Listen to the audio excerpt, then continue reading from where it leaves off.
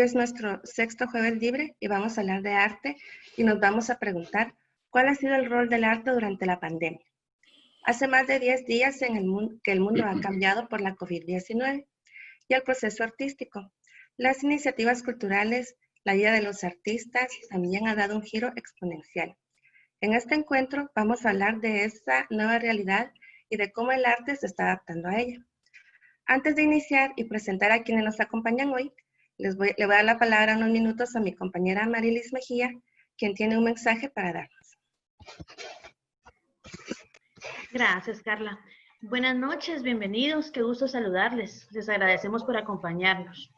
Les quería comentar que en este momento los artistas, como muchos de los guatemaltecos, están pasando por momentos difíciles. Y en Fundación País estamos buscando la manera de apoyar en este momento de crisis, con la iniciativa que se llama Compartes Iguales. Lo que buscamos es solidarizarnos con los artistas que en este momento, por el aislamiento social, no han podido percibir sus ingresos regulares. Y les queremos invitar a que nos apoyen. Hay dos maneras de ayudar. Una es donando dinero. Aceptamos donaciones desde 5 quetzales y la otra es adquiriendo una obra. Al adquirir una obra, ustedes están apoyando doblemente, porque el 50% es para el artista creador de la obra y el otro 50% es para apoyar a otro artista que necesita apoyo en este momento. En el chat les voy a compartir dos links. Un link donde pueden hacer donaciones en efectivo y otro link donde pueden ver el catálogo de las obras que tenemos. Y también les agradecemos si nos pueden apoyar compartiendo en sus redes sociales. Entonces, eso es muy importante para nosotros. Les agradezco mucho y paso la palabra. Gracias, Amarilis. Pues hoy tenemos el agrado de compartir este espacio con Gabriel Rodríguez. Muchos de ustedes ya lo conocen por su valioso aporte en el mundo del arte. Les cuento que Gabriel actualmente es curador adjunto de la 22 Bienal de Arte País, la cual se llevará a cabo en mayo del 2021. Además es curador del Centro Cultural Municipal de Guatemala. También participó en la curaduría de la exposición Inquieta Imagen en el Museo de Arte y Diseño de Costa Rica. Es artista, curador independiente y docente formado en arquitectura. De la gestión cultural se trasladó a los montajes museográficos para desembocar en la curaduría. Ha impartido talleres prácticos y teóricos desde la historia del arte y la experimentación contemporánea. Bienvenido, Gabriel, y gracias por este espacio. También nos acompañan hoy dos artistas guatemaltecos. Yasmín Hash, ella es artista con formación en dibujo. Sus proyectos están conformados por investigaciones extensas que combinan lo mitológico, lo científico y lo antropológico, que se despliegan en instalaciones multimedia. Bienvenida, Yasmín. Y por último, nos acompaña Alejandro Paz. Él es arquitecto y artista. Su trabajo de corte conceptual reflexiona sobre los aspectos sociales y políticos de la construcción identitaria. Bienvenidos y muchas gracias por compartir con nosotros en este espacio. Antes de ceder la palabra, solo les quiero dar una recomendación, que si todos pueden apagar sus micrófonos para que no se cuelen ahí sonidos que nos puedan distraer. Si alguien tiene preguntas, vamos a tener un espacio al final del conversatorio para sus preguntas. O si son muy chiviados, pueden escribir sus dudas o preguntas en el chat y luego con mucho gusto las exponemos en el espacio de preguntas. Gracias a todos y se da la palabra a Gabriel. Gracias, Carla, y bienvenidos todos. Gracias por el espacio y gracias Alejandro y Yasmín por acompañarme en esta conversación. Desde un principio yo les la planteé como mejor que fuera un conversatorio porque precisamente parte de lo que les quería exponer es cómo a mí me ha cambiado mucho la visión de cómo veo el arte, cómo veo la curaduría, cómo veo todo lo que conlleva los procesos a los que estaba acostumbrado a trabajar o de la manera que estaba acostumbrado a trabajar y cómo en mi caso y se podría decir como desde la comunidad de donde me desarrollo, que es más que todo la artística, cómo he tenido estas reflexiones que les voy a compartir. Entonces les voy a hablar un rato en un principio sobre estas reflexiones que me van a servir como preámbulo para lo que vamos a hablar con Yasmín y con Alejandro. estuve desde un principio también planteándome muchos términos para hablar desde este encierro. Hace un rato que estaba hablando con Jorge de León, él me decía, pero esto es como un gran performance. Y tiene tantas, o sea, desde el mundo del arte, uno es tan sensible a cualquier cosa que por eso se vuelve hasta problemático cómo nombrarlo. Entonces dije, bueno, esto es arte desde el encierro, pero sería arte desde la postura que está viviendo cada quien. O sea, sería una cuestión más de que algo que a mí me parece valiosísimo dentro del privilegio que tenemos de poder pensar esto, o sea, de poder estar cada quien en su casa en una situación donde lo podemos reflexionar, ese privilegio, creo yo que es un terreno que puede ser fértil para, no solo para la reflexión, para el pensamiento, sino también una responsabilidad. O sea, yo creo que eso es parte fundamental de este privilegio que tenemos de pensar esta situación. Que sea también, se convierta en una especie de lugar de pensamiento como privilegio y como responsabilidad. Y ya entrando de lleno, lo que hice en esta primera parte, lo que quería era plantearles sobre todo preguntas. O sea, porque yo creo que estas épocas de crisis o como decíamos al principio en las preguntas que fueron circulando sobre la charla, era cómo ha sido el rol del arte durante la pandemia o cómo ha sido el proceso de cambio en la creación artística y el uso de nuevas plataformas y formatos. Entonces, para mí era muy importante mantenernos en las preguntas, porque las preguntas son de donde vamos a poder partir para hacer algo sobre esta situación que estamos viviendo. Entonces, dentro de eso, lo que les estaba hablando al principio es pensar, reflexionar, discutir, analizar, repensar, dialogar en estos momentos es un privilegio, pero debería traducirse eso a una responsabilidad. Y también dentro de ese cuestionamiento de las palabras, de los términos, de cómo lo socializamos todo, estuve pensando si el arte no ha estado siempre encerrado, partiendo encerrado dentro de un cuerpo, o sea, dentro del cuerpo de un artista. Y que también una de las reflexiones que he tenido sobre eso y que lo he hablado mucho con algunos artistas es si sobre todo los espacios del arte, que si el cuerpo no es también un espacio del arte. O sea que eso también puede ser algo que es de donde parte, pero si no sale del cuerpo del artista, igual sigue siendo algo que el artista lo va a hablar. Entonces que ahí es donde ya ocurre la obra. O sea, la obra va a empezar a ocurrir desde que se le iluminó al artista algo, en su cabeza empezaron a producirse preguntas. Y entonces también me preguntaba si el arte solo se reduce a las plataformas virtuales, pero yo creo que más que todo a una manera de ver el cuerpo, los cuerpos, y cómo desde ahí también les voy a mostrar algún ejemplo del cuerpo como lugar de exposición, que ha sido también varios experimentos que han habido dentro de la historia del arte. Y en la invitación del evento aparecía esta imagen.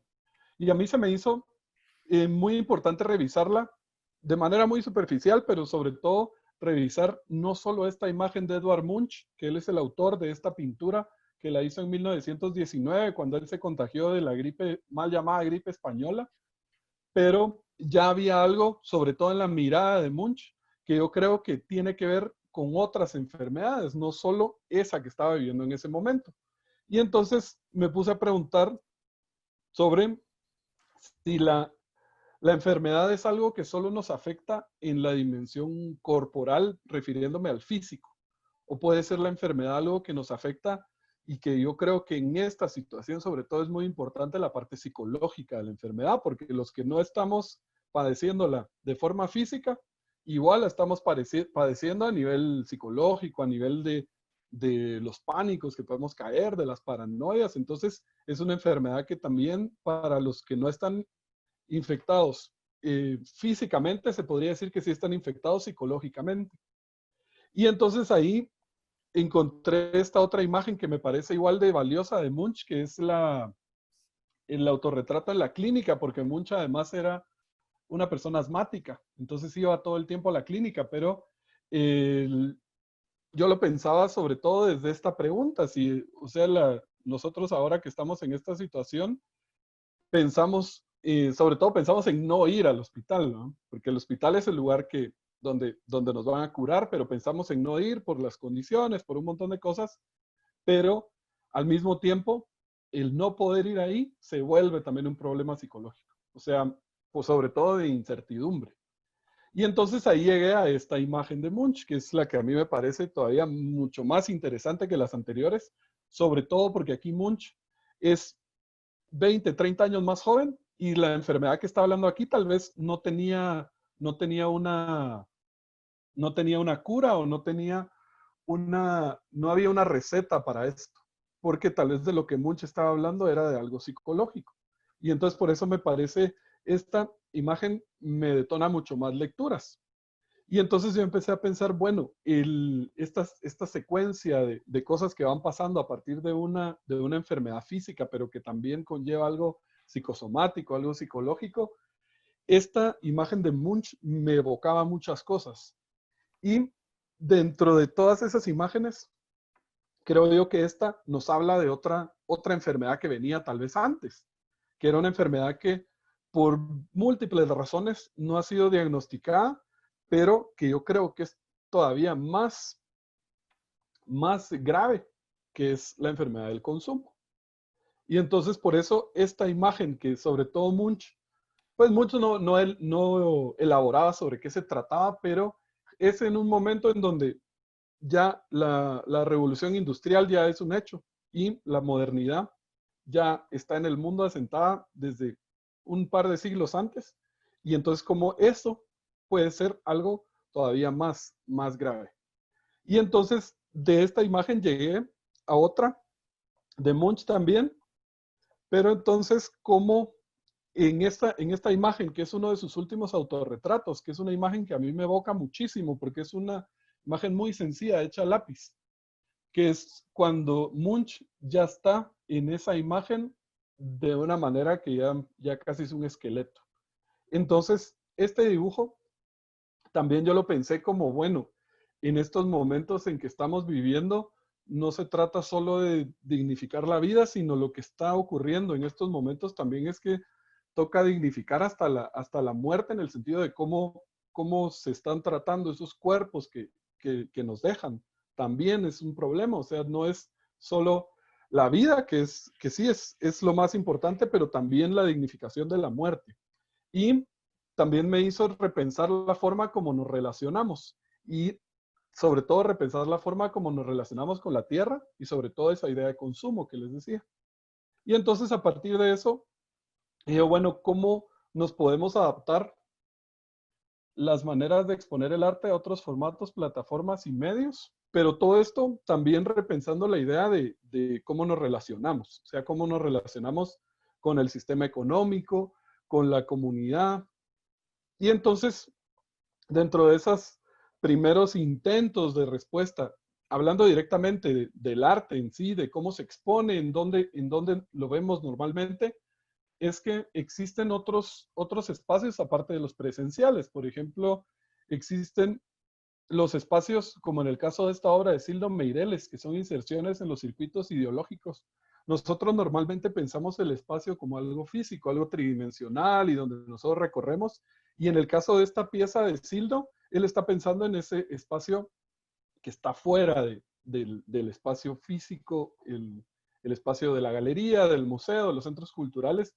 Y por cierto, esta pieza fue expuesta en la Bienal pasada.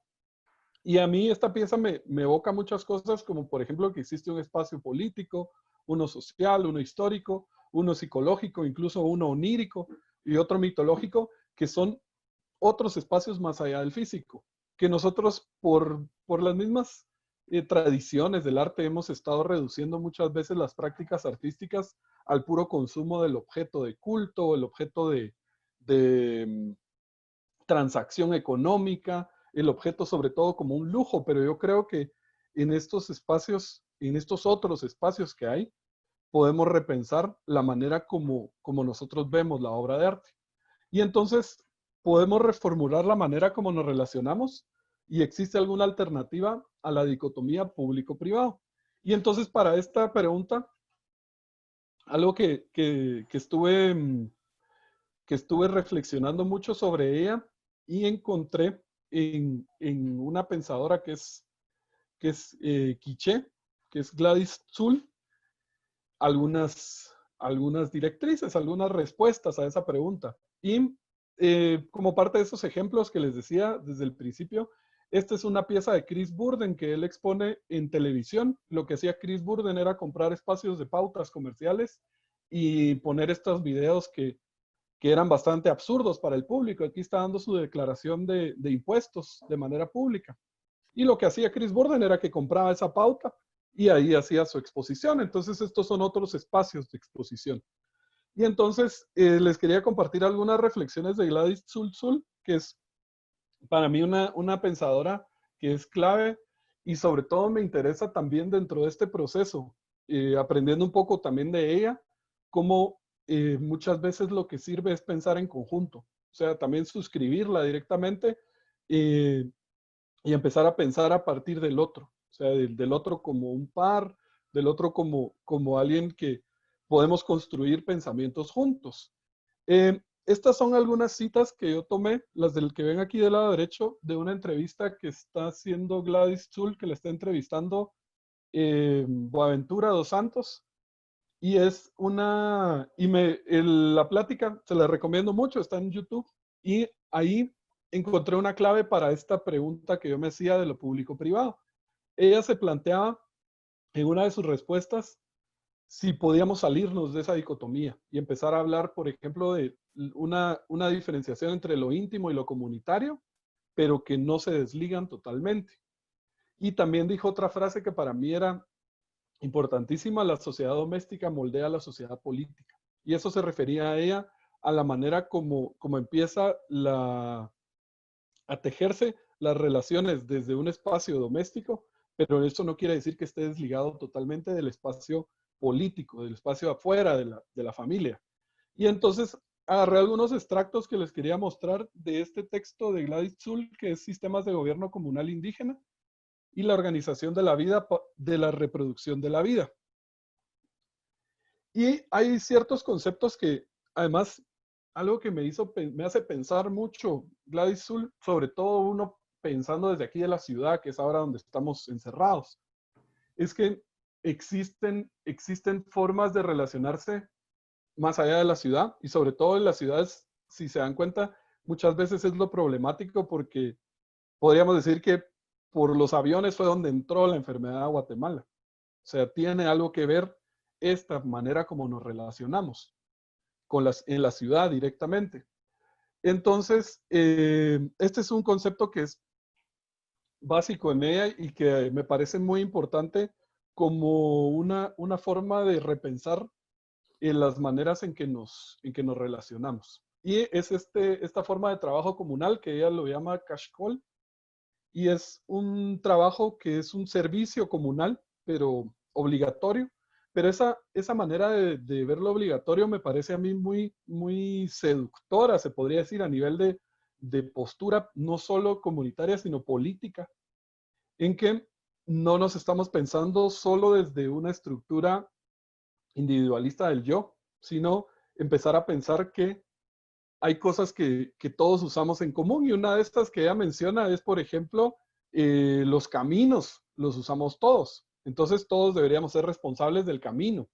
O, por ejemplo, otra cosa que me parece importantísima de ella, además de la organización a nivel político, desde las familias y luego ya como comunidad, son las fiestas. Y sobre todo algo que a mí me parece también que hay que resaltar de ella es que le interesa desacralizar lo indígena, o desacralizar esta idea de la tierra indígena solo como sagrada, y empezar a volver eso como una postura política, que tiene que ver desde reforestar el bosque, cavar sepulturas, hasta organizar la fiesta, pues. O sea, eso es parte importante de la manera como deberíamos relacionarnos. Y que yo estoy tomando este ejemplo, pero yo sé que en Guatemala hay otros ejemplos igual de importantes.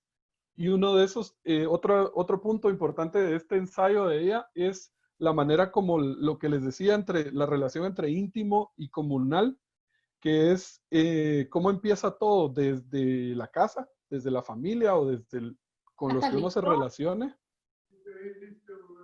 Ya termino adentro de la casa. Entonces. ¿Sí? Y la manera como uno se relaciona con lo que está afuera, que sigue siendo parte de mí, que eso es una parte importantísima de por qué aparte de lo cotidiano, porque lo cotidiano también se relaciona directamente con lo comunal. Y entonces ya llega la tercera parte, que es la asamblea como un formato político para producir decisiones. Y entonces ahí es donde a mí me pareció una de las maneras más lúcidas, más fascinantes de todo esto, cuando llega la organización política, y que es el segundo párrafo que pongo acá, como la asamblea comunal como una estrategia que no permite la expropiación del mando, justamente porque este se encuentra sujeto a la entidad colectiva. Entonces, que no es solo un líder, sino una entidad colectiva que se cambia cada año. Y entonces yo decía, cómo este pensamiento se está produciendo en Guatemala, vamos a decir, entre comillas, produciendo, pero que debería ser del conocimiento de todos y ver que no existe solo una forma de organización, que es el Estado que conocemos, y que ahora, lastimosamente, parece como que nos tuviera colapsados por una incertidumbre, que no quiere decir que ellos la vayan a resolver, sino que es una cosa que, como bien está proponiendo aquí Gladys, deberían ser soluciones en conjunto, o sea, que nos hablemos, pues, o sea, que surja desde ahí. Y entonces les quería poner aquí algunos ejemplos de otras perspectivas del espacio. Y este es un proyecto que yo lo vi en una exposición en Alemania, pero que ha tenido varias versiones itinerantes en varios lugares de Europa. Y era una exposición que se llamaba Exposición Colectiva para un Cuerpo. Y lo que hacían era invitar a varios artistas a que utilizaran a un bailarín, una bailarina, como su lienzo, como su espacio, pero más allá de eso, cómo pensarnos en relación al otro. Y esta es una de las fotografías del proyecto. Esta es otra solución de otro artista, y sobre todo esta solución tenía que ver con el lugar en donde estaba siendo expuesto, que era en un museo dedicado a las distintas maneras de sepultura. Y entonces por eso tenía la tierra ahí, como llevar la tierra en la mano. Y esta es otra versión del proyecto, esto es en Grecia, que era el cuerpo como otra escultura dentro del espacio. Entonces yo empezaba a pensar, bueno, sí existen otros espacios, y que la crisis lo que más está afectando es la manera como tradicionalmente nos juntamos, que es en una exposición, pero que eso no quiere decir que no haya otros espacios. Sobre todo pensar también en esos espacios más allá del espacio tridimensional. Y entonces, que me preguntaba eso, que si puede quedarse y existir cualquier manifestación artística únicamente en el cuerpo, pero también pensando en que el cuerpo no es solo esto que nos contiene, sino también algo que produce una voz, que produce cosas, y sobre todo produce también pensamiento y formas de relacionarnos. Y entonces, esto es les quería mostrar esto es una cita de una artista que es colombiana, que vive en Chile, que se llama Astrid González, que esto es sobre un artículo que escribió hablando de la parte, creo que más crítica o más delicada de todo este proceso, es cuando se le asigna una corporalidad al virus, que eso quiere decir, se podría traducir a una manera de hacer descartable un cuerpo, que yo creo que es lo opuesto a este ejemplo que les estaba diciendo de cómo se ve el cuerpo como un espacio de expansión. Esto es precisamente lo opuesto, porque lastimosamente la crisis ha venido a agudizar las desigualdades, las diferencias que ya existían. Entonces, ella lo planteaba desde cómo es problemático asignarle un cuerpo, porque eso despierta estos otros problemas.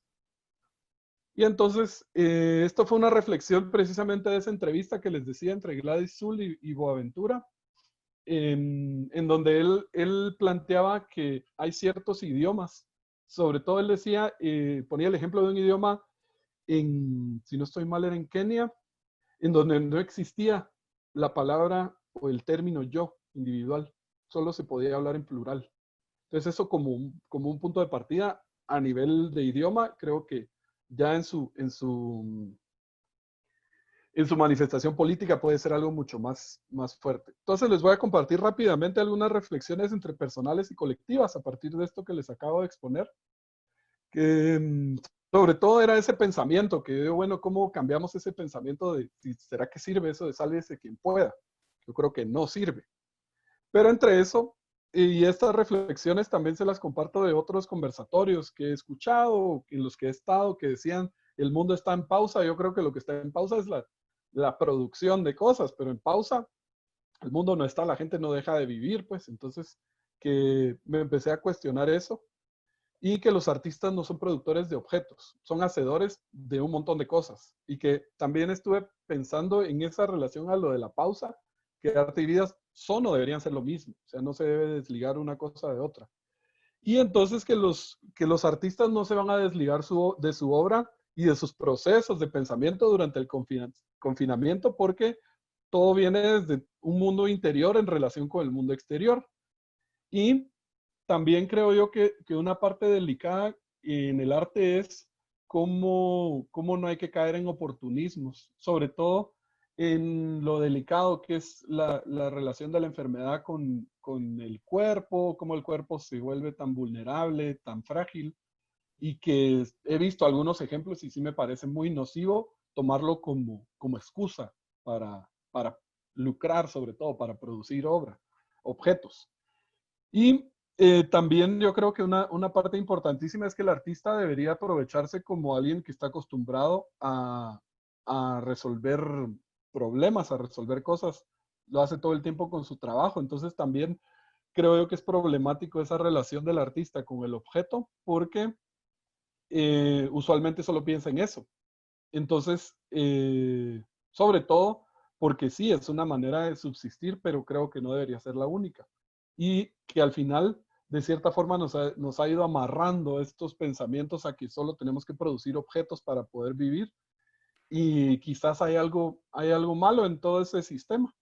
Este es un boceto de una pieza de Julio Serrano que a mí se me hace que es fascinante el proyecto porque hablas sobre la tradición oral, sobre la manera como uno ha ido, o las personas han ido acumulando conocimiento y que eso lo ponía aquí como otro medio de exposición, o sea, la oralidad como medio también de exposición y de transmisión de pensamiento, pero también la oralidad como un espacio, lo que les decía de los espacios. Y esta reflexión o esta pregunta fue una de las que más rondaba cuando estaba haciendo esta presentación, si podemos vivir la vida sin los otros. Entonces ahí se contradice con esta idea de sálvense quien pueda, porque ¿de qué me va a salvar si ya no van a estar los otros? Y entonces partiendo de eso, me estuve pensando, además de eso que les decía, de esa especie de fantasía o de trampa que puede ser para el artista el depender solo de vender obra. O sea, que el artista no es solo eso, es algo más, o sea, algo más que lastimosamente, como todo pasó con esta crisis, todo se juntó. Y entonces también estuve pensando mucho cómo uno se desligaba o tal vez tenía que ser de una diversificación en donde entra el trabajo artístico, en donde se puede exponer que existen esos espacios que les decía. Y que hablando un poco desde ese punto de vista como económico, se podría decir que la sensibilidad del artista no le cuesta nada, es gratis, entre comillas. Y que entonces eso que pareciera intransferible, podríamos hacerlo transferible para todos. Este es otro ejemplo que quería yo mostrar como una forma de que el arte tiene o ha tenido ciertos ejemplos. Esta es una obra de Jessica Cairé, que son unos objetos que son abrazos. Entonces también es como entre nostálgica ahora, porque no nos podemos tocar, pero tiene sobre todo ese ánimo de que es muy importante ese abrazo, pero ese abrazo no solo físico, sino un abrazo simbólico, como por ejemplo una llamada solo para ver cómo está alguien. Y, y esta es la última pregunta de mi reflexión, que es que si los grupos humanos somos gregarios, ¿de qué sirve protegerme individualmente si no voy a tener con quién compartir el futuro? Y esto, sí, bueno, también hay que tomar, así como estamos tan acostumbrados ahorita en las noticias a estas palabras como el contagio, también se deberían contagiar otras cosas que son lo opuesto, como la solidaridad, la creatividad, la sensibilidad, y que el artista no trabaja en solitario, sino tiene redes sobre todo de diálogo. Y entonces como esto existe también en otras esferas afuera del mundito del arte, de la comunidad de artistas, y que dentro de la comunidad de artistas creo yo que hay algo muy valioso que no solo es compartirnos las ideas entre artistas de tal pieza que estoy haciendo, tal otra, sino que hay una red de pensar en conjunto, y que creo yo que esa es la que hay que resaltar, y que también se puede contagiar eso a otros grupos, a otras comunidades, así como aprender de otras. Y que puede ser eso, apoyar al otro, pensarnos en conjunto.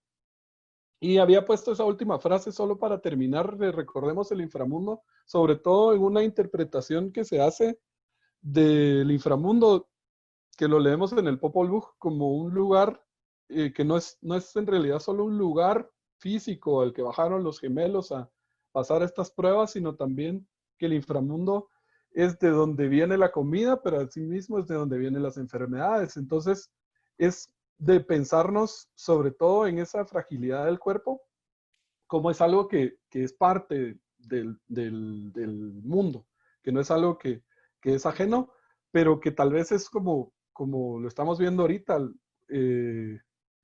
como que olvidáramos las pandemias anteriores. Entonces que tal vez lo importante es mantener estas redes para que no se olviden esas pandemias del pasado, pues no, ni siquiera solo la de hace 100 años, sino otras mucho más recientes, como el VIH. Y entonces, con esto termino esta reflexión, que es una pieza de Edgar Calel, pensando también en esos otros espacios de exposición. Esto está puesto en la fachada de una casa, entonces también ese es otro espacio físico de exposición, solo en la parte de afuera de la casa de uno. Y pensar también que el público no solo es el público de la galería, de los espacios. Entonces, ahora ya entrando un poco para introducir a los invitados que tengo hoy, que son Alejandro y Jasmine, les quería hablar muy superficialmente de un contexto histórico del arte de Guate, más o menos reciente, que es algunos grupos que han trabajado una manera de hacer arte que tiene que ver con el contexto directo, el contexto cercano, político, histórico, social, y es el grupo Vértebra, el grupo Imaginaria, como artistas sobre todo que buscan provocar al público, sacarlo de su confort, sobre todo en esta sociedad tan conservadora donde vivimos, como descolocarlo. Y el contexto político, sobre todo el político reciente, que para pasar rápido, así entramos de un solo a la entrevista. Hay dos aspectos que para mí eran importantes en cuanto a la producción de arte en Guatemala, reciente le vamos a decir, pero ya es desde finales del siglo pasado, que es un país que está atravesado por varios conflictos históricos, sobre todo desde hace 500 años, desde recientes y también recientes porque siguen convirtiéndose en problemáticas latentes que han acarreado problemas del pasado como el racismo, la desigualdad, el clasismo, distintos tipos de discriminación, y que yo creo que es importante resaltarlo sobre todo porque la mayoría de problemas durante las crisis, durante esto que estamos viviendo, se agudizan y se visibilizan más. Y el otro lado sería que la producción artística de esta generación de artistas, donde comenzaron Alejandro y Jasmine, también coincide con otro momento que es lo que pasó posteriormente a la firma de la paz. Y entonces, con esto, voy a mostrar solo algunos artistas, mencionarlos que comienzan también a trabajar o a exponer a finales de los años 90, como Aníbal López, José Osorio, Regina Galindo, María Adela Díaz, Jorge de León, Alejandro Marré, entre otros, así como Yasmin y Alejandro Paz, que nos acompañan ahora, y que también tuvieron algunos proyectos que dentro de ese contexto, que eran como PAI, Coloquia, Octubre Azul, Galería Contexto y Casa Bizarra. Y desde el Altiplano también hay algunos nombres de artistas como Benvenuto Chabajá y Fernando Ángel Pollón, que empiezan a trabajar desde sus lugares, desde sus comunidades en Comalapa y en San Pedro de la Laguna. Y también algo importantísimo, ¿por qué quería entrevistar a Alejandro y a Jasmine? Es porque ellos también son artistas que mucho de su obra tiene que ver con el contexto. Entonces me interesaba que ellos nos hablaran un poco de cómo se trabaja el contexto desde este lugar donde estamos ahora, que es el encierro. Y entonces lo que vamos a hacer, si quieren, voy a empezar con algunas preguntas a Jasmine, pero vamos a ir intercalando, así es un poco menos estructurada la cosa. Entonces, para empezar con Jasmine, solo la voy a ubicar aquí en las pantallitas. Entonces, para empezar, te quería preguntar si nos podrías contar un poco de tu formación como artista y si podrías también contarnos cómo ha sido el cambio en tu vida, cómo la estás pasando ahora, qué cosas han cambiado. Gracias, Gabriel. Buenas tardes a todos. Gracias por el espacio. Y pues bueno, yo estudié arte, se podría decir que en 3 lugares. Empecé en el taller de Danny Schaefer en los 90s, que fue algo, digamos, informal, o sea, no dentro del contexto de una universidad o de una carrera, sino simplemente participando en las cátedras que daba Danny Schaefer en su taller, que fue donde conocí a Alejandro, por cierto. Luego estudié en la escuela del Museo de Arte de Boston, así se llama la escuela, del 96 al 99, y era una escuela en la que no había una obligatoriedad de seguir un pensum académico, sino que era como un formato abierto educativo en donde cuando tú llegabas a, digamos, a elegir el contenido de cada uno de tus años. Entonces era un poco como te pasaban un menú académico y tú armabas tú cocinabas tu contenido académico, ¿va? Entonces a mí me convino muchísimo y era más como una escuela técnica, o sea, una escuela justamente de enseñarte a hacer, enseñarte a las diferentes prácticas y técnicas y aprender a comunicar con el lenguaje visual a partir de los materiales, digamos, no era una licenciatura. Y luego, pues ahora recientemente estuve 2 años en Líbano, del 2015 al 2017, y me entró como el deseo nuevamente de estudiar y de entrar a la universidad, y esta vez sí entré a la carrera académica de licenciatura de arte y pues estuve el pensum de la escuela del Líbano que se llama ALBA, Universidad de Balamant en Beirut. Lo diseñó el filósofo Jalal Tufik y yo tuve la suerte de que cuando yo llegué a la escuela, él también estaba llegando como director de la Escuela de Artes Visuales. Entonces yo entré en 2015 y él también entró en 2015 a ser el director de la Escuela de Artes Visuales. Y definitivamente eso internamente en el pensum académico representaba una revolución. Digamos, todos los artistas libaneses que estudiamos, era como estudiar la versión libanesa de Aníbal López, de Regina Galindo, de Darío Escobar, del Benvenuto Chabajay, o sea, toda esta generación de de posguerra, ¿verdad? Y de hecho también teníamos este tipo de encuadramiento, ¿verdad? De, del arte de posguerra. Allá también, ¿verdad? Lo encuadraban así. Tu otra pregunta era cómo estoy viviendo mi cuarentena y mi encierro. Bueno, yo la estoy respetando bastante. En realidad sí me he estado bastante confinada. Yo tengo la particular experiencia que soy madre soltera y mi hijo es pequeño y apenas estaba empezando a salir de mi maternidad temprana, que es una etapa que es bastante demandante y también es bastante doméstica, o sea, te confina, digamos. Entonces yo estaba empezando apenas a tener mis tiempos personales para trabajar arte cuando cayó la cuarentena. Así que sentí como, bueno, esto es como una especie de prolongación de mi, pues de ese tiempo de maternidad que yo me tomé, ¿verdad? Que fue bastante, que fueron 2 años.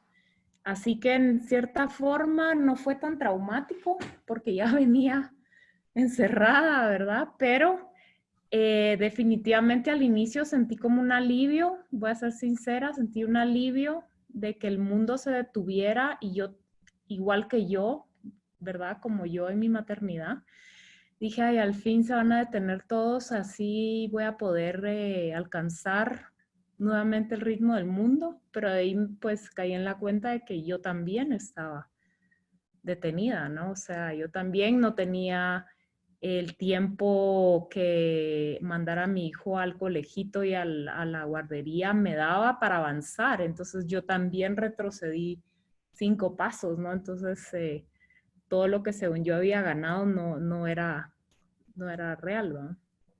En cuanto a tiempo y capacidad de acción. Bueno, pues mi confinamiento ha sido eso, bastante cotidiano, ¿verdad? Como artista, ha sido tiempo de reflexionar, de cuestionarme muchas cosas. No he podido hacer mucho por lo mismo que te cuento. Lo que hago es escuchar. Siento que es un tiempo para mí de escucha. Oigo muchos podcasts y oigo muchas ponencias de filosofía, ¿verdad? Y también tengo algunos podcasts favoritos que siempre consulto, que son de cultura islámica, cultura árabe, cuestiones que ahora me interesan y son parte de mis cuestionamientos y filosofía occidental y filosofía oriental. O sea, también le dedico bastante tiempo a escuchar y a presencialmente estar en formatos que incluyen, digamos, una visión de mundo, una descarga de filosofía oriental y también una praxis de integración, que sería lo que se llama meditación. Gracias. Ahora te iba a hacer la misma pregunta, Alejandro, y que nos contaras también un poco de tu formación, que venís de la arquitectura y esta relación con tu práctica artística, y también que nos contaras un poco de cómo has vivido este encierro. Bueno, pues gracias y buenas noches a todos. Pues bueno, empezando por la pregunta coloquial, ¿verdad? De cómo hemos vivido este encierro, yo te diría que la situación es muy similar a la de Yasmín, en el sentido que compartimos el hecho que somos papás con niños chiquitos y que además creo que Yasmín, así como yo, hemos sido un cacho cautelosos de caerle encima a la pandemia y querer resolver el mundo a través del arte, y tal vez hemos sido un poco más contemplativos en este sentido. Sin embargo, de cierta forma considero que el encierro en estas épocas resulta ser un encierro un tanto falso. O sea, todos estamos encerrados, si es que estamos encerrados, todos estamos pasando un momento en el cual estamos muy metidos en nuestros espacios personales, sin embargo, a través de los aparatitos, los celulares, los memes, el WhatsApp, el Twitter, el Instagram, todas estas redes, el encierro al final de cuentas no para siendo tan encierro, porque uno está conectado a cada segundo al resto del mundo, a las noticias reales, noticias falsas que nunca vamos a saber cómo son, pero este confinamiento está totalmente lleno de toda esta infusión como de fuentes de información que al final de cuentas no nos hacen estar tan encerrados.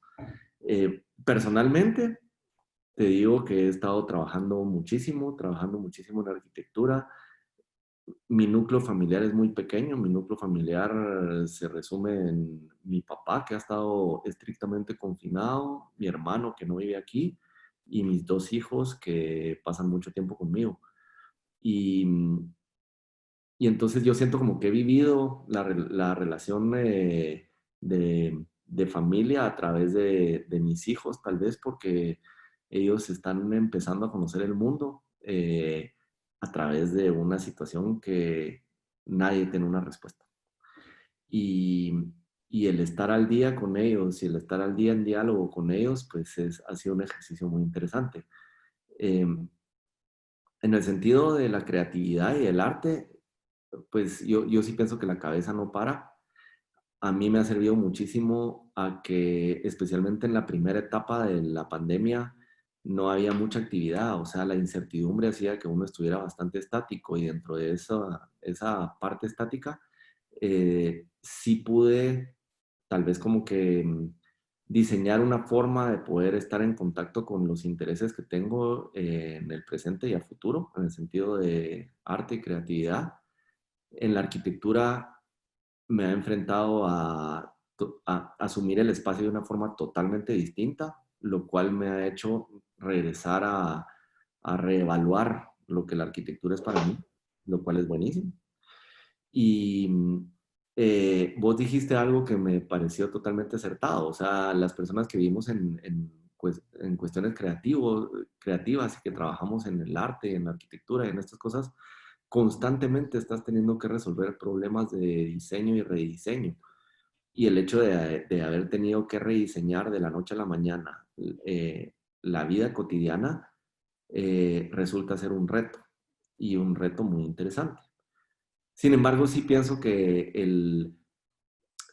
es tan terrible lo que estamos viviendo que el arte, al final de cuentas, si hay que ponerlo en una lista de prioridades, debe ser algo totalmente secundario, porque, porque lo que estamos viviendo, las necesidades que existen en la población, que no somos nosotros, porque todos los que estamos aquí, estoy seguro que tenemos un privilegio más allá que muchos que no lo tienen, pues ahí es donde debería estar concentrada la atención colectiva.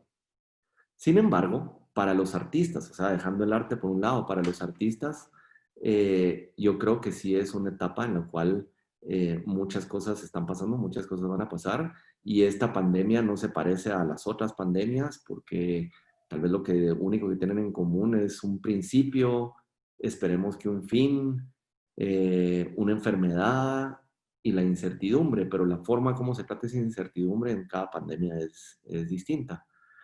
Entonces, pues eso ha sido mi experiencia con la pandemia. Preguntabas un poco por mi formación.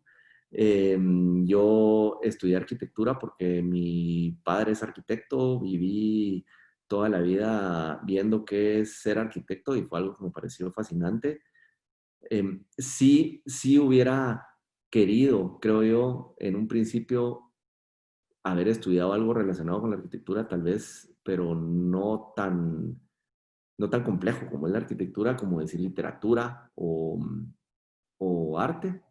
Sin embargo, cuando empecé a estudiar arquitectura, tuve la suerte de conocer a Danny Schaefer, que ya lo mencionó Yasmín, pero tuve la suerte de estar muy de cerca con Danny y de trabajar con una firma de arquitectura con un arquitecto que se llama Antonio Prado. Y en ese momento, coincidentemente, un amigo me presenta a personas que estaban dirigiendo un movimiento que se llamaba PAI, que era Proyecto de Arte Independiente, y las personas que estaban moviendo este momento eran artistas que ya eran un poco consagrados, Luis González Palma, Diana de Solares. Y ahí, en ese contacto que yo tengo con ellos y con algunos artistas que venían de Imaginaria, la mezcla de la arquitectura, la mezcla de los estudios de arquitectura, la mezcla de todo lo que Dani estaba inyectándonos, que Dani yo creo que fue una persona súper importante, y la libertad que estábamos sintiendo artistas que coincidimos en ese momento, que teníamos como que inquietudes, ganas, incertidumbres, el momento histórico, la firma de la paz, etcétera, y ellos nos enseñan a hacer arte de formas muy distintas, tal vez el beneficio que tuvimos fue que no era algo tradicional, que no era algo que venía de las galerías, entonces nos tocó hacer mucho arte en la calle, por fortuna. Regina, Jorge, León, José Osorio, Yasmín, Aníbal. Y la mezcla de todo esto en un momento histórico es lo que creo que hace que tenga el rumbo de la vida que estoy llevando, que es trabajando entre la arquitectura y el arte. Y durante la pandemia, yo siento que a pesar que consumo muchísimo de mi tiempo haciendo arquitectura, todas mis energías se han estado yendo muchísimo por la reflexión que tiene que ver con el arte. O sea que, pues, creo que eso es bueno. Gracias. Ahora voy a regresar a Yasmin y voy a poner una de tus obras de fondo para la siguiente pregunta, que ya tiene que ver directamente con tus trabajos después de esa formación. Y quería que nos contaras un poco de ese proceso que tú tenés para llegar a antes de la exposición o la exposición y cómo funciona todo esto en tu cabeza, que después no es solo la primera vez que la expones una forma final de hacerlo, sino de ahí cómo esto va cambiando y la siguiente vez que lo expones. Si nos podrías hablar un poco de ese proceso. Ok, gracias. Esta pieza Aldea Modelo Pequeña Historia la empecé en 2006 con una invitación que nos hicieron a Aníbal, José y a mí a ir a el poblado de Frontera Corozal, que es un poblado limítrofe entre Guatemala y México, a orillas del río Sumacinta. Nos convocaron a hacer una investigación en sitio y el marco de esta investigación ya de por sí era súper interesante. Los curadores eran un equipo de 4, se llaman Laboratorio Curatorial 060 y todos eran alumnos de SOMA, del proyecto educativo independiente SOMA. Ahí se conocieron y decidieron hacer este proyecto in situ. Se llamaba Frontera Corozal, esbozo para la creación de una sociedad del futuro, algo así. La cuestión es que, digamos, la invitación era a pensar la obra en sitio y a viajar, desplazarte. Y estando ahí, pues cada quien se sintió interpelado por lo que se sintió interpelado, ¿no? Y a mí después de recorrernos el pueblo con Aníbal de arriba para abajo y, ¿verdad? Pues la verdad es que me entró un poco la onda de mejor cruzar el río a la frontera de Guatemala porque pues la verdad es que uno trabaja mejor en su contexto, ¿no? O sea, a partir de sus códigos y de la historia que uno tiene. Y yo sentía un poco de dificultad de trabajar a partir de la historia de este poblado mexicano y dije, vamos a cruzar el río a el poblado de la técnica agropecuaria, que así se llama.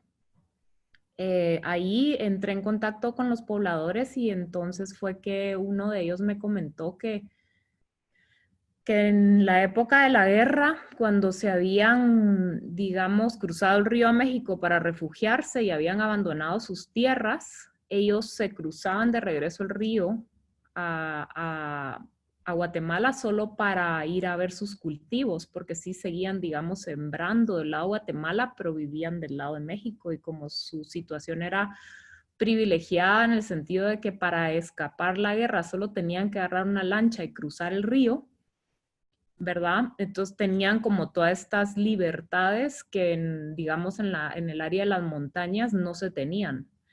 Y pues me contó, ¿no? El poblador que cuando cruzó a ver su siembra, vio que en su parcela había un dibujo hecho con cal, con líneas blancas, de lo que parecía ser una como parcelamiento de su parcela de tierra. Y entonces se puso a investigar y bueno, total que me contó un poco todo este rollo de las aldeas modelos y que querían llevar una aldea modelo ahí. Entonces, pues como yo nunca había oído de eso, me pareció interesantísimo y me metí de cabeza en la investigación. Esta fotografía que ven acá es una fotografía que tomó un ingeniero que trabajó en esta aldea modelo esta aldea modelo es en el departamento de Quiché y él fue el que instaló el sistema de agua potable. Entonces, como yo sabía que él trabajaba en el ejército como ingeniero civil, yo lo entrevisté para tener una visión como más amplia. Digamos, mi interés era obtener planos de los dibujos de estas nuevos urbanizaciones o estos nuevos planes urbanísticos, ¿verdad? Como entender cómo desde el Estado se pensaba pues el tema de reponer, digamos, los poblados que habían quemado y a las poblaciones que habían desplazado y a las poblaciones que habían matado. O sea, siempre había oído esa parte de la historia, pero nunca había escuchado qué venía después. Entonces yo quería como obtener esos planos, entrevisté a este ingeniero y él me dijo, yo tengo fotos, se las regalo, ¿verdad? Y me dio estas fotos. Cuando la fotógrafa gringa publicó el libro de fotografía, se me olvidó su nombre. Jean-Marie Simón.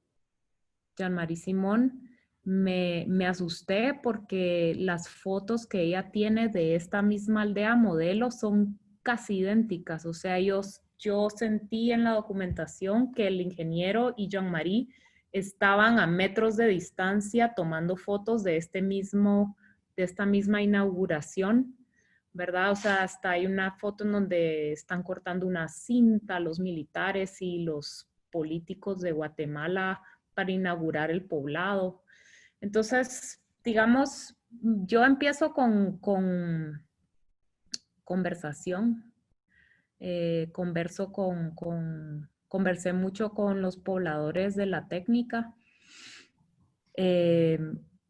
Realmente te digo, Gabriel, que empecé pensando que iba a ser otro proyecto y en la dinámica de pensar que iba a ser este otro proyecto, caí con esto y abandoné el otro. Pero fue todo en conversación a partir del diálogo, ¿verdad? De la historia oral, de compartir a nivel humano, antropológico. Y ahí, después que identifiqué que yo quería hacer una maqueta en sitio de lo que era una aldea modelo, me fui al Estado Mayor Presidencial para solicitar los dibujos técnicos de estos proyectos de urbanización. Y fue como bien curioso ese momento, en fin, no me los dieron y la persona que me recibió de un departamento que se llama Asuntos Civiles, que ya solo eso es súper increíble. Me dijo, no, pues es que los planos y toda esa documentación la quemamos, la desaparecimos. Entonces yo dije, yo no sé si alguien que de verdad hizo eso sería tan descarado de decirlo, o si realmente es su forma de decir, ya no pregunte y ya no pida. Pero en fin, yo simplemente lo asumí como algo en donde mi proyecto, digamos, tenía que hacer un viraje, y decidí sustentarme a partir del testimonio oral, como una especie de dibujo hablado de lo que hubo y de cómo era que se vivía y se vivió eso, esa experiencia. Y pues creo que eso estuvo todavía mejor, porque esa oralidad me sirvió de dibujo. Entonces, para retrasar las formas, lo que hice fue decirle o sea, tuve que volver a identificar a un poblador que sí vivió en la aldea modelo, y él me describió las formas, arquitectura, o sea, qué hacían, digamos, en el espacio, cómo estaba organizado y desplegado, y cómo él se sentía dentro de ese espacio, cómo se movilizaba hacia digamos, siempre escoltado por militares. La cosecha, digamos, era algo que ellos estaban obligados a ir a traer y a alimentar a los militares. Ellos les cocinaban a los militares, no podían salir a más de 100 metros de distancia, cosas así, ¿verdad? Que te hacen ver que realmente, pues, de pueblo no tenía nada. Era un campamento militar con especies de prisioneros civiles, ¿va? Y pues ahí fue, a partir de ahí fue que todo el proyecto que ya conocen, pues salió, ¿verdad? Y solo, bueno, seguimos. Sí, sí. Alejandro, ¿querías Sí, comentar sí, algo? Sí. yo quería contar una anécdota que tal vez ayuda como a complementar la pregunta que hiciste acerca de los procesos de investigación, que tenés razón. Yo creo que la IACIO trabajamos mucho en torno a la investigación creativa, pero hace poquito me cayó de romplón que la investigación puede ser tan diversa en términos creativos de bueno, mejor cuento la anécdota, pero recientemente estaba leyendo un libro que acaba de reeditar Sophos, que se llama El proyecto político de los militares, de Jennifer Schremer, y a mí me pareció un libro impactante, un libro que casi que hay que leer antes de leer cualquier otro libro acerca de la política guatemalteca reciente. Bueno, reciente me refiero desde la guerra hasta ahora, porque es una radiografía perfecta de las personas que estuvieron en el poder durante tanto tiempo. Véase los militares, así como los empresarios que estaban presentes en las políticas nacionales, pero que al final de cuentas están muy en contubernio con los militares. Y cuando me tocó leer muy, muy brevemente, porque tampoco profundiza la autora en el tema de la aldea modelo, a mí me pareció impactante porque las aldeas modelo, al final de cuentas, eran campos de concentración hechos a medida. Y me refiero a campos de concentración, pues al igual que fue un campo de concentración de los nazis, por ejemplo. A mí me tocó mucho estudiar el holocausto judío porque participé en el diseño del Museo del Holocausto, pero, pero cuando yo leía lo que el gobierno como política gubernamental estaba haciendo con las aldeas modelo, era un auténtico hecho de genocidio y de elaborar campos de concentración. Entonces mi primer instinto fue mandarle un mensaje a Yasmín diciéndole cuáles fueron sus fuentes de información, porque al final de cuentas estamos hablando de las aldeas modelo como algo que pasó hace muchísimo tiempo. Y estas aldeas modelo, así como nosotros mismos frente a la pandemia, cuando pase el tiempo, esto va a cambiar de nuevo. Y las aldeas modelo y la gente que vivió en las aldeas modelo, ahorita ya son personas totalmente permeadas dentro de nuestra sociedad. Y ese efecto de haber pasado por una reconfiguración de la unidad urbana, de la cosmovisión, de la estructura, para que tuviera el único fin que las personas estuvieran adoctrinadas a que la filosofía de los militares era lo que predominaba y era lo válido. Y ver cómo esto había permeado hasta el día de hoy me pareció muy interesante. Pues le pregunto a la Yasmín, mire ya, cuáles fueron sus fuentes. Y al final de cuentas, pues sus fuentes son como las que acaba de describir, totalmente empíricas. O sea, ir a la técnica, conocer a la gente, hablarles, cruzar esto con otro, etcétera, pero realmente que hubiera así un rimero de libros donde la misma Yasmín acaba de decir de que no existía para ella conocimiento de que era una aldea modelo, me pareció muy interesante porque la obra de Yasmín de aldea modelo, cuando yo la vi en persona, cuando yo la examiné, cuando yo escuché los audios y todo, a mí me parece que es una obra esencial para conocernos como sociedad eh, pues, para conocernos como sociedad. Y lo interesante es de que no es un libro, es una obra de arte. Y es muy interesante, es hasta amena ver la obra de Yasmín en persona. Pero su modo de investigación fue totalmente distinto al que yo esperaba. O sea, yo me esperaba fuentes, yo estudié a no sé quién, y a no sé qué antropólogo y esta relación, y en él. O sea, la Yasmín tiene un proceso muy distinto al mío. Gracias. Ahora, aprovechando, vamos a pasar a una pieza tuya que yo puse aquí, o para que nos hablaras vos también un poco de ese proceso que vos llevas.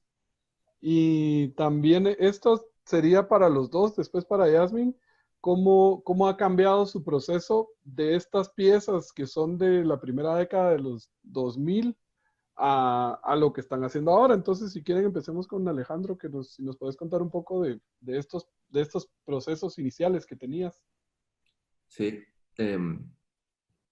Bueno, esta imagen pertenece, por cierto, lo que más me gusta de esta imagen, creo yo, es que esa persona que está con una cámara ahí atrás, con una boina, es Jorge de León, a quien también considero un artistazo. Y lo menciono porque algo así eran nuestros procesos iniciales, eran agarrar el teléfono, llamarnos entre nosotros, colaborar entre nosotros, hacer las cosas de una forma muy experimental y rudimentaria. O sea, de hecho el video de esta pieza, en el sentido de construcción estética, es malísimo, es muy malo el video.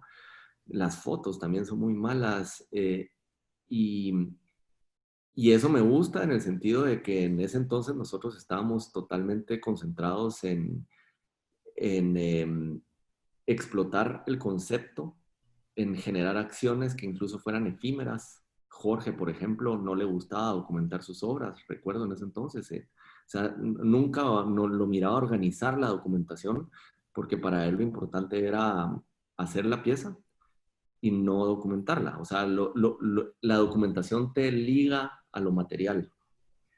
Y, y esta fue una etapa en la cual ese era nuestro propósito, generar estas intervenciones, estas acciones públicas, en mi caso no tan públicas porque no las hacía anunciadas, precisamente porque no quería que el público se convirtiera en un factor que determinara el comportamiento de las piezas.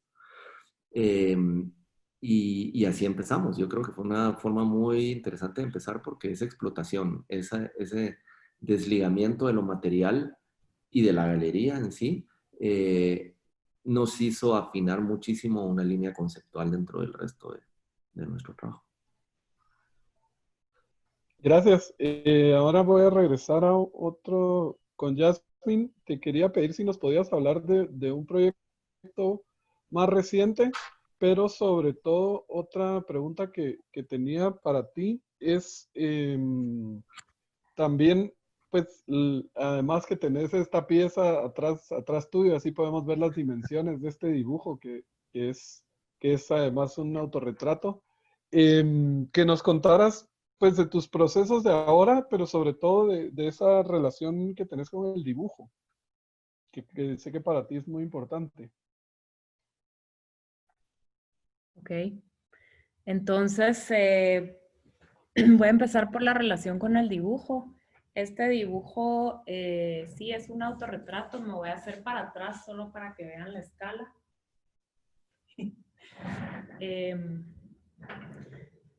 Bueno, yo tengo una seria debilidad por el dibujo y dibujé muchísimo mientras estaba en la escuela y antes de entrar a la escuela.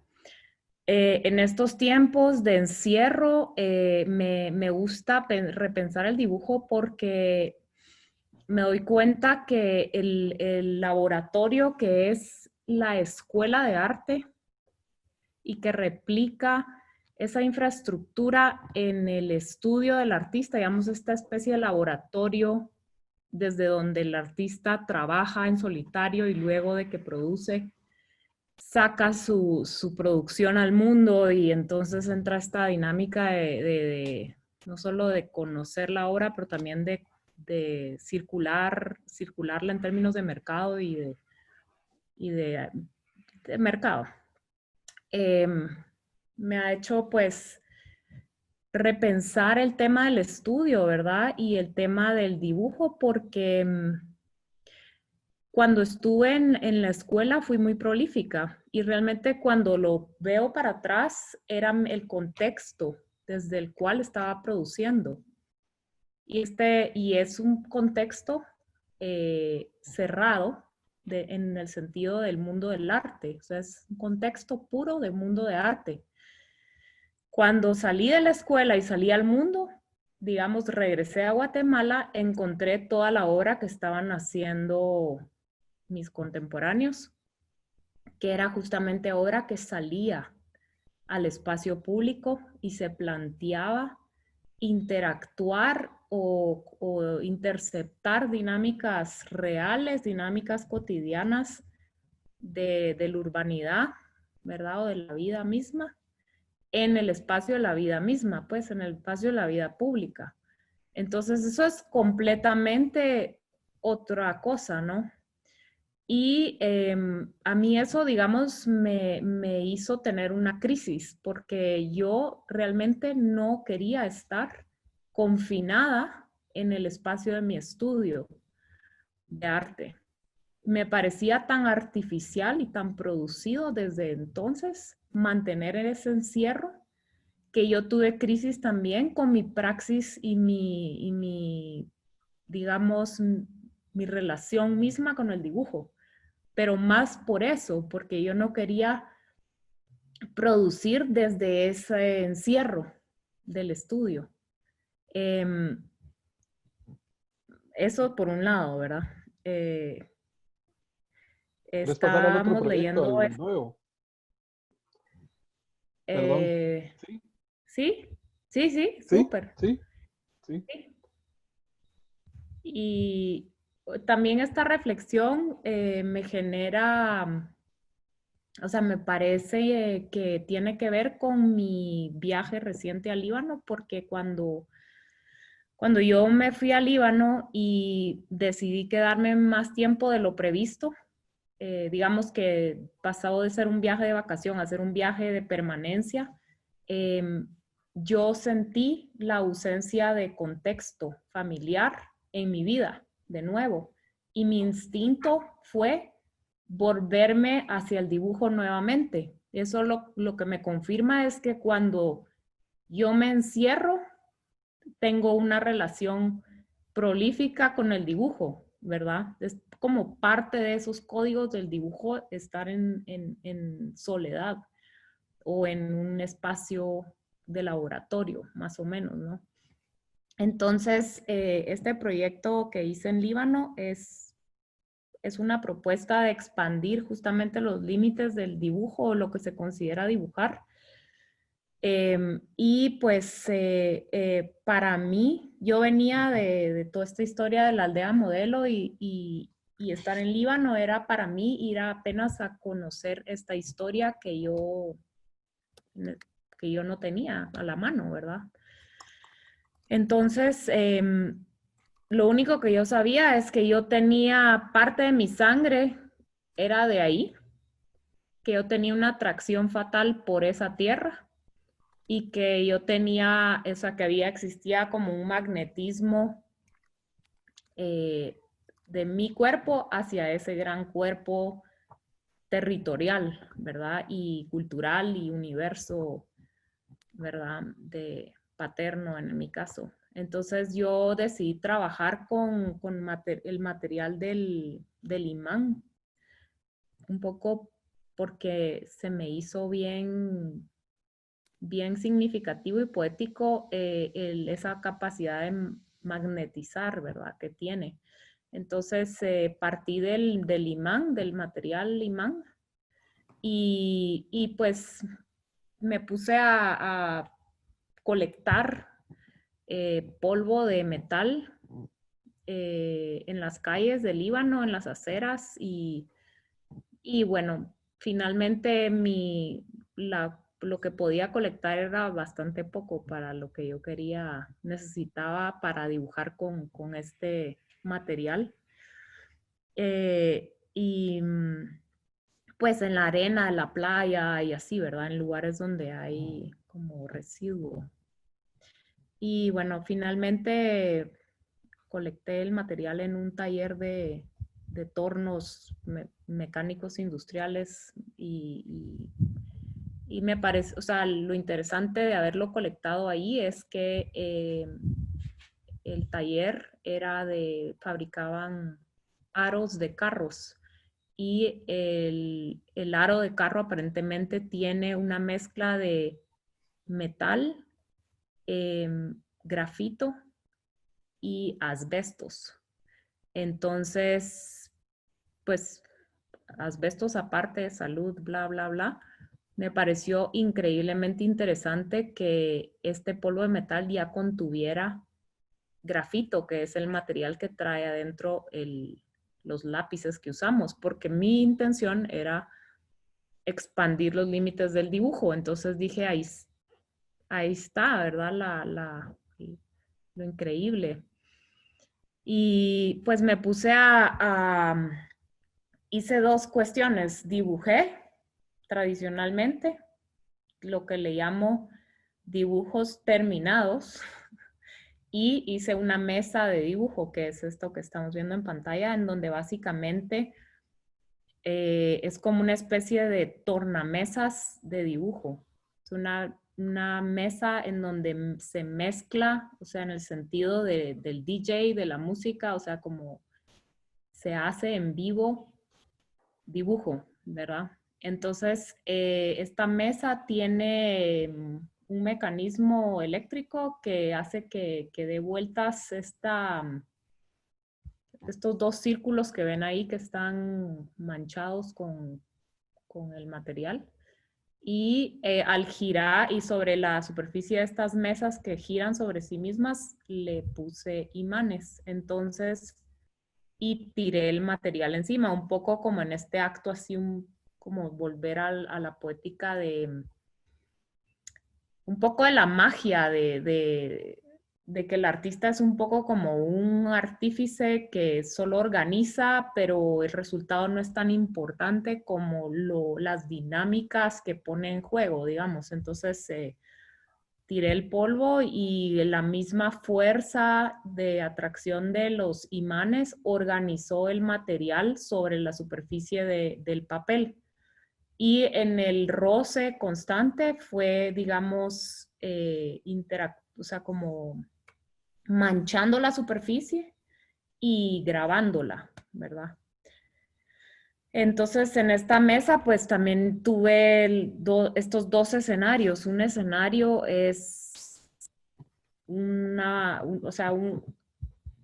parte que dejé el papel en blanco para dejar que actuara el dibujo por sí solo, y en la otra es una colaboración, ¿verdad? Entre yo, o sea, como dibujante, y esta dinámica.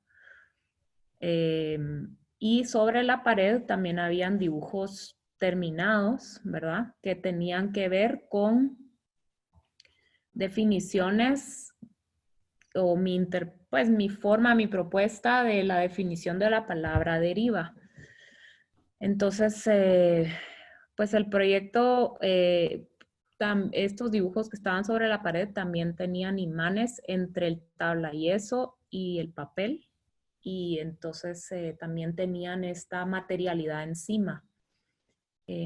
A mí me interesa mucho la materialidad, y es parte de toda una dispositivo mental, ¿verdad? Que tengo. Así que si quieres volvemos a esa idea luego.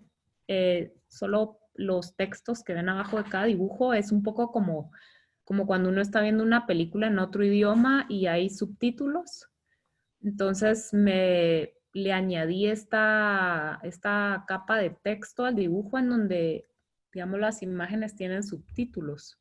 Un poco como en el periodismo el pie de foto, pero en este caso es como un pie de dibujo. Y todas las frases activan una variante o variación pues, del uso del concepto de deriva, o en inglés drift, ¿verdad? Que era porque allá pues tenía que hablar en inglés o en francés, porque no hablan español. Ok, gracias. Ahora vamos a pasar a un proyecto de Alejandro, que es su última exposición. Si nos podrías contar un poco de este proyecto. Ok, con mucho gusto.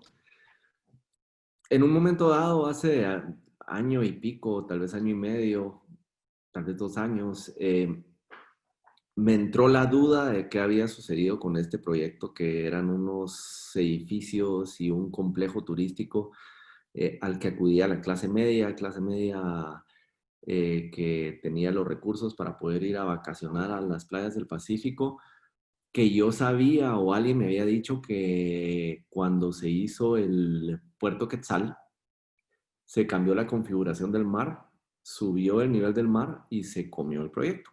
Entonces yo, más que todo como arquitecto, me interesó saber qué había pasado con él. Entonces, pues agarré mi celular, busqué Likin en Google y en efecto se miraba esto visto desde arriba, que pues cualquiera de nosotros lo puede hacer en su celular, y es increíble, pues porque la mitad de los edificios, al menos hasta cuando yo documenté esto, estaban metidos en el mar y la otra mitad estaban en la arena, a pesar que el mar sube y baja, ¿verdad? Hay mareas, entonces esa configuración varía, pero bueno, eso no es importante. La cosa es de que fui allá una primera vez para poderlo ver en persona, y hubo algo de este espacio que fue muy seductor para mí, y lo que fue problemático, y que tal vez eso problemático fue lo que provocó el momento creativo, es que por mucho que yo pudiera estar ahí, no encontraba yo qué era lo que me parecía seductor del espacio. O sea, obviamente las imágenes son lindas, hay una poesía intrínseca en el sentido de ver cómo lo permanente se diluye en el mar. Hay tantas situaciones que pueden ser fáciles de definir, pero para mí yo no lograba identificar qué era lo que me atraía de ese lugar. Entonces empecé durante aproximadamente un año a visitarlo pues continuamente, a querer encontrar esa respuesta, pero cada vez salía con menos respuestas. O sea, había algo de este lugar de que no me hacía poder concentrar qué era lo que yo quería hacer en mi relación personal con este espacio. Entonces, tomé la tarea de hacer un ejercicio de investigación al final de cuentas porque me propuse volver a regresar y regresar y regresar continuamente, pero cada vez con un propósito distinto. O sea, una vez para documentar tal y tal cosa, una vez para poder caminarlo de tal y tal manera, una vez para poder escuchar el lugar con los ojos cerrados. O sea, habían muchas formas que yo me propuse o ejercicios que me propuse que al final de cuentas son investigación para poder entender el lugar, el sitio. Y, y bueno, y al final de cuentas, la respuesta fue la misma. Por mucho que yo hubiera hecho todos estos ejercicios, había algo que no, que sentía como que no había cuajado al final de cuentas. Y yo me recuerdo que fue una plática con vos, que yo te dije, mira, Gabriel, no sé qué hacer. O sea, llevo un año yendo a este lugar, he hecho esto, he hecho el otro, he investigado y este es el contexto histórico y la grandeala. Y vos me dijiste algo que siento que me cambió muchísimo mi forma de ver el arte a partir de ese momento, que fue, es que el trabajo y lo que tenías que hacer ya lo hiciste. O sea, la investigación en sí, al final de cuentas, era la obra, si quieres verlo así. O sea, la recurrencia al espacio, el utilizar el espacio como ejercicios particulares cada vez. Y entonces ensayos sobre la permanencia son, al final de cuentas, un grupo de proyectos que reúnen esa investigación. Las imágenes que hemos visto ahorita es uno de los ejercicios y las imágenes que hemos visto ahorita es un video performance que hice ahí que se llama Oídos Ciegos, eh, y que tienen mucho que ver tal vez con esa falta de definición que yo tenía con qué era lo que esto nos estaba comunicando, que se resumía en una frustración. Entonces este video consiste en esta persona, que es un hombre ciego, que está tocando su guitarra, él es músico, él es guitarrista. Sin embargo, si nosotros podemos ver este video en acción, el audio es el mar. Entonces, él es el único de esta composición que incluye a nosotros como espectadores. Él es el único que puede escuchar el sonido real. Él es el único que puede escuchar el sonido de su guitarra, pero nosotros tenemos el privilegio de poder ver lo que él no está viendo. Entonces es casi como una mezcla perversa entre él puede escuchar lo que nosotros no estamos escuchando, pero nosotros podemos ver lo que él no está viendo. Y, y bueno, pues ese es de eso se trata ensayo sobre la permanencia y de eso se trata las imágenes que estamos viendo, que son stiles de un video. Sí, solo te iba a pedir si nos podías contar también un poco de estas relaciones que empezaste a tener, sobre todo de conversación, tal vez para Qué igualarlo un poco con...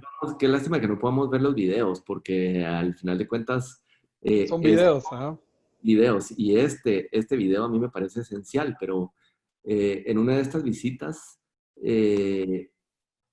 bueno, yo en la primera visita conocí, o sea, como hice mi primera visita fue que yo llegué a un punto que yo sabía donde habían lanchas y pregunté quién me podía llevar en esas lanchas a los edificios de Liquín. Entonces, bueno, pues apareció él, que era el lanchero, y fuimos platicando y platicando y platicando mucho de mis no sé, como que reflexiones tuvieron que ver con los diálogos que tenía con él, porque como, digamos que me hice cuate de él en esa primera vez, ya todas las veces yo le avisaba que iba a llegar, entonces me esperaba en la lancha y me llevaba y conversábamos. Entonces un día estábamos ahí, creo que estábamos almorzando o refaccionando algo, y me contó que él era chiquito, él era niño cuando los edificios estaban ahí, eran 35 edificios, creo yo, más un área de piscina, más bares. Era un complejo enorme y ahorita creo que solo hay como 8 edificios todavía que ahí parados. Si es que todavía están, porque el escenario cambia día a día. Eh, pero entonces él me empezó a describir cómo era el lugar. Agarró un palo, que ahí se mira la imagen, y dibujó el complejo en la arena. respecto a la memoria de cuando él era niño. Y él iba a este lugar porque su mamá vendía tortillas. Entonces ella iba con él, con su canasto de tortillas, vendiéndole tortillas a las personas que vivían o pues que tenían un chalet o apartamento, lo que fuera ahí. Entonces esta pieza que estamos viendo es un dibujo que hace él en la arena y él va describiendo durante el video la obra. Pues no la obra de arquitectura, o sea, no mi obra, la obra de arquitectura, el lugar. Y él hace lo que nosotros dentro de la arquitectura llamamos plano de conjunto, porque dibuja la relación de los espacios, él habla de la relación de los espacios, él dice, aquí estaba la piscina, aquí habían tantos edificios, tarara, y él hace este dibujo en el mar de una forma muy espontánea, sin habérselo pedido. Por suerte yo tenía mi celular en la mano y lo grabé. Y ya, eso es un dibujo de la memoria de él, eh, de haber vivido de niño este espacio que se comió el mar. Gracias. Yo creo que por el tiempo vamos a abrir ahora el espacio para las preguntas de los que nos están escuchando. Si alguien tiene alguna pregunta para Yasmin o para Alejandro, si les quiere preguntar, si no quieren hablar, como dijo Carla, tal vez puede ser a través del chat. Y Pues sí, por el momento no hay preguntas en el chat. La única que había, Alejandro ya la respondió. Pero no sé si alguien se anima a hacer una pregunta.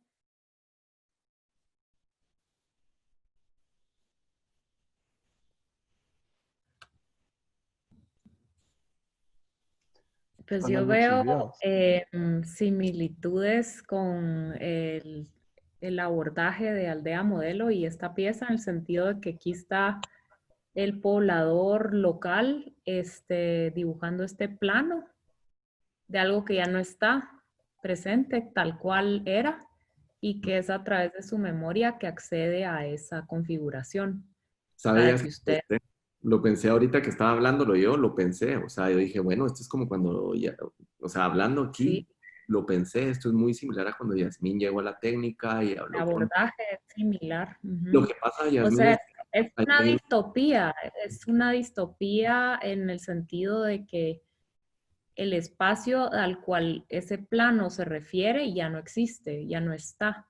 sí. Entonces es el plano de algo que fue, pero que, o sea, el plano se vuelve la forma de visualizarlo que uno no puede ver porque el presente no le permite, ¿no? Sí, tiene todita la razón, pero lo que sucede en mi reflexión personal es que cuando yo estaba haciendo este ejercicio de ir a estos edificios, yo no estaba pretendiendo hacer un proyecto de arte. O sea, yo estaba yendo ahí más por encontrar respuestas y quizás respuestas que tenían más que ver con mi situación emocional y personal en ese momento de mi vida, que, que no, que luego se convirtió en arte. Pero, por ejemplo, ahorita estoy trabajando en un proyecto para la Bienal de Arte País que no sucedió ahorita y que va a suceder pronto, esperemos. Pero sí es un proyecto que tiene mucho que ver con una investigación cerebral, llamémosla así, y que, por cierto, el libro que mencioné y el tema de lo de las aldeas modelo y todo esto, eh, me sirvió muchísimo para poder concretar el proyecto que voy a hacer para la Bienal, que sí es un proyecto que inició como un proyecto de arte. Esto que estamos viendo, para mí fue empírico, así como para usted su día a día en su labor como artista, ¿verdad, Yas? Hay una pregunta. Yo creo que es a Alejandro. ¿Qué situación le hizo acercarse a ese lugar?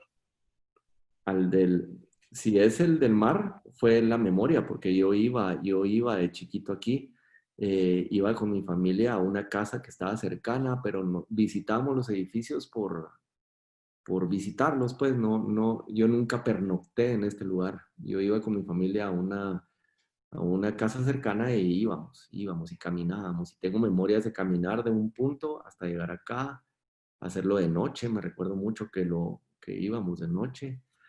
Y, y la duda de qué era este momento de que este momento estructural, arquitectónico, pues fue lo que me sedujo a ir ahí. Además que recordémonos que yo trabajo desde la arquitectura mucho. Y cuando uno lo buscan como arquitecto y cuando uno hace su trabajo como arquitecto, al final de cuentas a uno lo están buscando para hacer cosas que son permanentes y que esto no va a cambiar y que la arquitectura es sólida y que la arquitectura no varía y que la arquitectura es lo que es, punto, y lo que haces en planos es eso, lo que tiene que suceder. Entonces me parecía seductor ir a conocer espacios que habían sido derruidos por la historia, por el tiempo, por las condiciones, por el clima, por la naturaleza, y que me demostrara que hasta mi misma labor de arquitecto es tan efímera como una hoja de papel mojado, digamos. Ok, gracias. Tal vez entonces la otra pregunta te la voy a hacer a Jasmine. Dice, ambas piezas, sin duda uno de los catalizadores es el diálogo que les llevó a ampliar su realidad. Como artistas, ¿cómo visualizan el diálogo y la transformación de la realidad en el colectivo y a qué los inspira? Sí, yo creo que para mí el diálogo a partir de ese proceso, de ese proyecto, se me impuso como un material. O sea, así como cuando trabajo con materiales, considero que es parte de la receta, el material. En este caso, para mí el diálogo fue clarísimo que fue parte de los materiales de trabajo y desde ahí, pues, digamos que trato de ver el proceso de dialogar y el dispositivo de, o pues el acercamiento hacia el otro como parte fundamental de un proceso, de una investigación.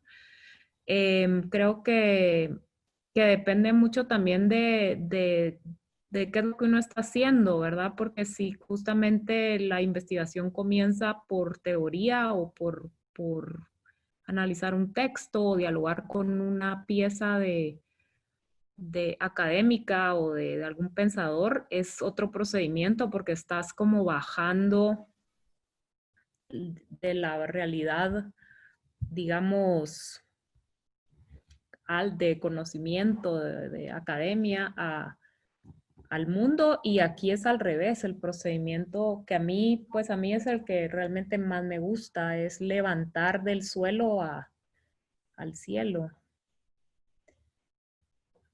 Vamos a ver, hay otra. Dice Quiero que ver. tal vez y Alejandro, ¿qué pensás? Que una nueva realidad resulta de forzar o fuerza un diálogo distinto, como refiriéndose a la pandemia. Y solo, sí, si quieres esa, y de ahí con la otra tal vez es para Yasmin. Sí, yo creo que el diálogo es esencial en todos estos procesos. De nuevo, lo dije un poco al principio, pero me es muy difícil poder concluir de qué es lo que esta pandemia nos está dejando. Puedo tener como esbozos de lo que está sucediendo. Sin duda, yo creo que uno de los factores comunes que existen en esto es que los diálogos han tomado una nueva forma y utilizando maneras que antes eran secundarias, ahora se vuelven primarias. O sea, hagamos el caso de lo que estamos viviendo ahorita. O sea, yo estoy casi seguro de que el diálogo que estamos teniendo entre todos, a pesar de que pues, no estamos todos hablando, pero estamos todos presentes, juntos, viendo una misma imagen, pensando cosas, compartiendo momentos de nuestro día, si esto se hubiera llevado a cabo en un auditorium hace 6 meses, donde hay tráfico porque es jueves y es quincena y el bono 14 y todas estas cosas, probablemente hubiéramos estado, ¿qué? 15, 20 personas aquí y ahorita pues no sé cuántos hay aquí conectados, pero los diálogos se han tornado de cierta forma más subrayados, si aplica la palabra, y más democráticos, porque nos ha hecho tener herramientas donde es muchísimo más fácil tener acceso a las fuentes de información, al arte, a la educación del arte, porque, o sea, por ejemplo, esto es educación, o sea, vos das clases, ¿verdad? Y yo creo que ha sido muchísimo más grande la educación del arte a través de la pandemia que previos a la pandemia. Entonces yo creo que pues es una nueva realidad que estamos viendo, a pesar que es un cliché esa palabra. Y para Yasmin decía algo sobre la otra manera en que expusiste la aldea modelos, y podrías contar un poco sobre esos libros pop-up. Sí, claro. El proyecto era instalar en sitio una maqueta a escala no rigurosa, sino aproximativa de lo que el testimonio oral me describió. Y eso sucedió en sitio. Y en sala, es en el espacio de la galería o de exposición o el dispositivo expositivo. La forma en que negocié esta obra en sitio, confinada a un espacio cerrado de 4 paredes, que es el cubo blanco, fue volver a hacer el acto de hacer una maqueta, ¿verdad? Porque sentí que la cuestión era hacer esta reducción a escala de la historia y poderla ver desde lejos y en un formato pequeño, y que esa distancia entre yo espectador o yo lector de los hechos y de la historia y los objetos que se producían era vital para poner las cosas en su lugar también, digamos. Entonces eso de las escalas era parte de la obra. Y pues decidí hacer un libro pop-up, pues varios libros pop-up, pero que presentan la maqueta de la maqueta. Entonces la fotografía documental de la maqueta en sitio la usé para recortar los elementos de la maqueta pop-up. Y esa fue la forma en que negocié el espacio de afuera con el espacio del encierro del arte. Y había una pregunta ahí de cómo se abre el diálogo en el contexto de una pandemia. Yo creo que hay un montón de cuestiones que estamos todos pensando en estos momentos. Yo, por ejemplo, no estoy dejando que mi mente se vaya por todos estos rollos de las como de las historias creadas, de que el virus es algo que se hizo en un laboratorio y que tiene un propósito. O sea, no niego que el efecto de esta pandemia y de este confinamiento no vaya a cambiar nuestras vidas, y que cuando entre comillas salgamos o normalicemos, vamos a tener que vivir vidas probablemente diferentes, y sobre todo en el sentido de la relación con el poder, porque en la historia de las pandemias del pasado se ha visto que cada vez que hay una enfermedad de este tipo se reconfigura la relación del poder con el ciudadano, digamos. Yo le recomendaría leer un artículo de Paul Preciado, que lo escribió en abril o marzo, o sea, bastante al inicio, pero es absolutamente genial. Y justamente ahí retrasa lo que sucede con la pandemia de la sífilis, que sucede en 1494, creo. O sea, la crisis de la pandemia de la sífilis ocurre 2 años después del descubrimiento de América, donde empezaban todos estos viajes coloniales y el gran proyecto de colonización de Europa, y coincide con esta pandemia de sífilis. Entonces, digamos, en el contexto de esa época, la sífilis se convirtió en un agente que moduló las formas de relación entre etnia, raza, género, otredad ¿verdad? Digamos, se volvió en esta como...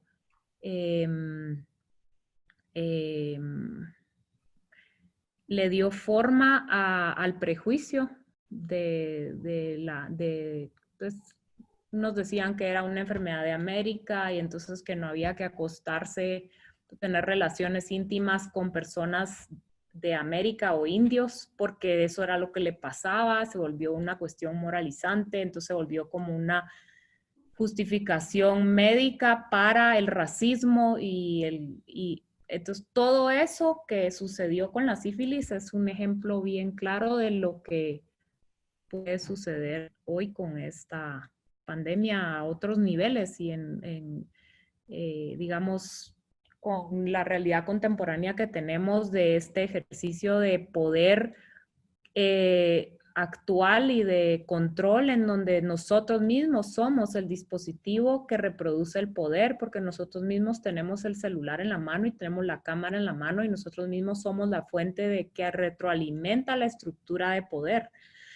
Entonces, el tema de las paredes, o sea, si el poder en la época moderna se manejaba a través de los naciones-estado, de los países y las fronteras de los países, y todo este discurso de identidad, hoy en día esas paredes y esas fronteras ya ni siquiera son necesarias. La pared se nos vino enfrente y ahora la pared es la pared de nuestra puerta, de la casa.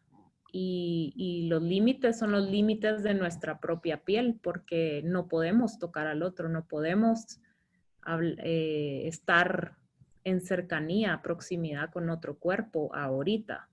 Entonces todo esto va a reconfigurar un montón de cosas y yo pienso que hay que estar muy alertas porque también depende un poco de nosotros si dejamos permitimos pues que se nos imponga un modelo de dominación peor, aunque va a ser bien difícil evitarlo. Gracias.